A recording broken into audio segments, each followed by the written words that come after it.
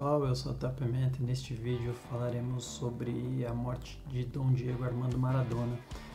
É com pesar, né, que a gente começa esse vídeo, um vídeo que lamentavelmente a gente está fazendo, né, e gerou uma comoção, não só da comunidade esportiva, mas também, né, de um modo geral. Todo mundo comentou a morte do Maradona e falar um pouquinho da trajetória dele, falar de algumas coisas relacionadas à vida do Maradona. E é importante, né? É importante no sentido de que a gente pensar a trajetória desse jogador, né? Como se construiu a idolatria relacionada à sua pessoa, né? Aos seus feitos esportivos, se tornou uma divindade para os argentinos, com igreja, né?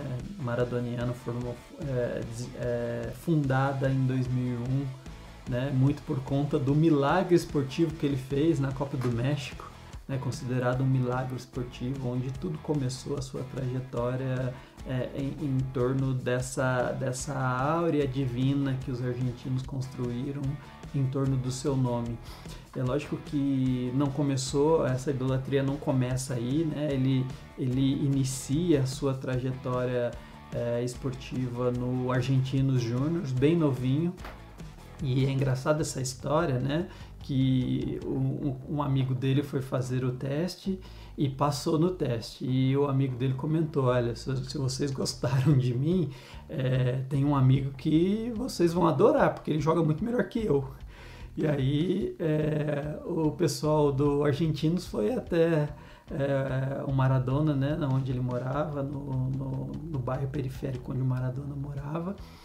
E foram ver, né, constatar isso, e observaram que de fato o amigo dele estava falando a verdade. E aí levaram ele para o Argentinos, e ele, Argentinos é um clube na Argentina que tem a fama de formador, né? Não só a fama, mas uma fama constatada, porque dali saiu grandes nomes para o futebol mundial do clube.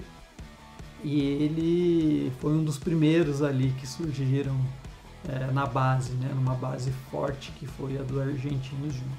E depois, né, ele teve um início muito importante ali nesse início da trajetória. Ele foi artilheiro por 4 temporadas no Profissionais, né, e começa ali novinho, aos 16 anos no clube, como profissional. E aí o Boca o chama, né? E aí ele se transfere para o Boca, o time do coração, né, dele, e um dos times mais populares da Argentina. E ele, em 77, ele disputa um Mundial de Júniors, né? Ele disputa o Mundial dos Júniors e vence, né? Ele, no começo da carreira dele, ele foi perguntado o que ele desejava com o futebol. Ele falava que queria jogar uma Copa e vencer uma Copa. Isso bem novinho, ele já falava isso.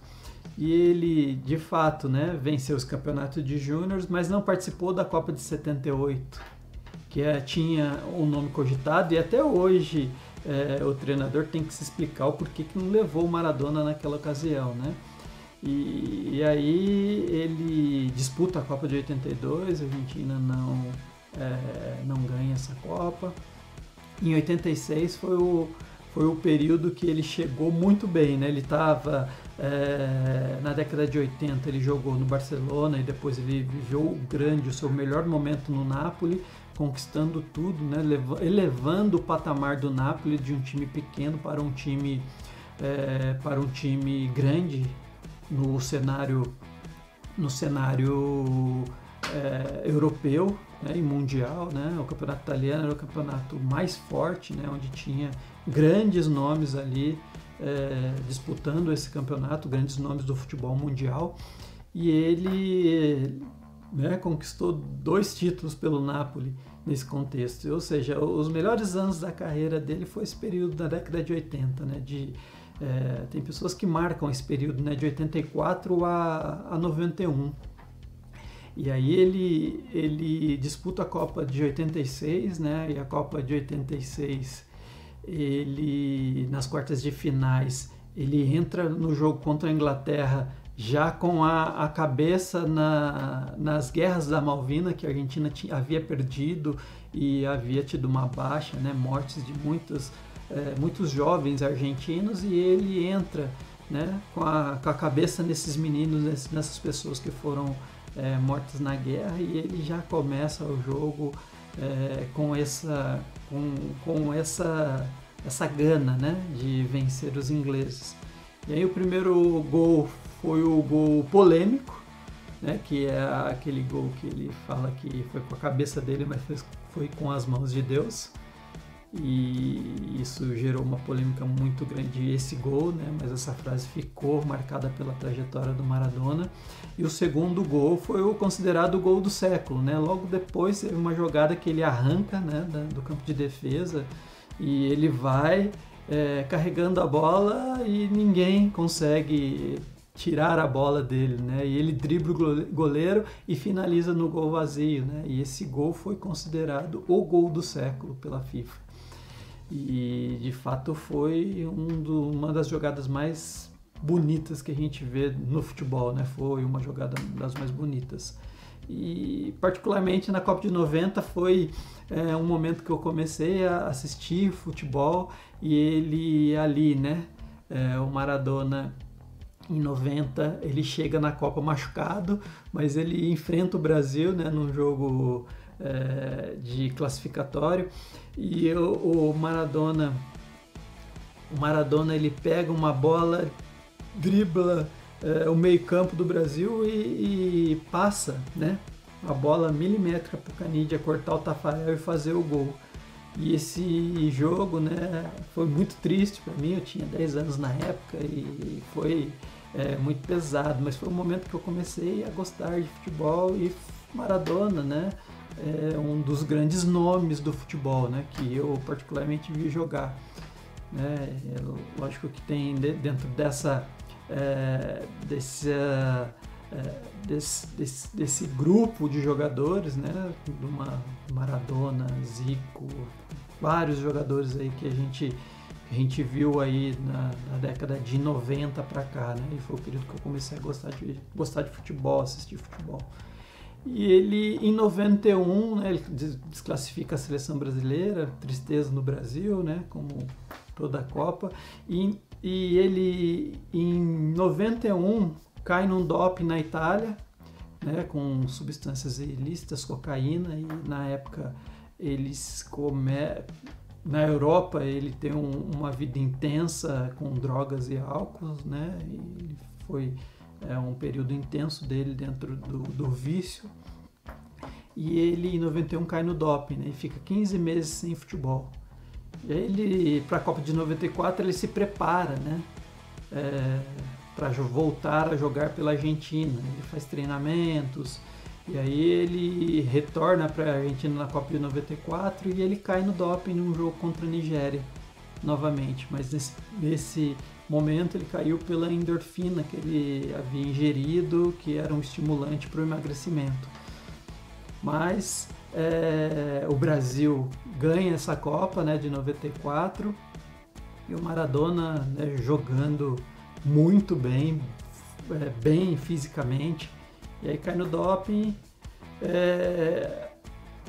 e aí, né, ele tem, né, um retorno para o futebol, né, e na época ele já havia voltado da Europa, né, teve uma passagem de Sevilha, mas já havia voltado da Europa para a Argentina, e ele, antes de encerrar a carreira, ele passou pelo New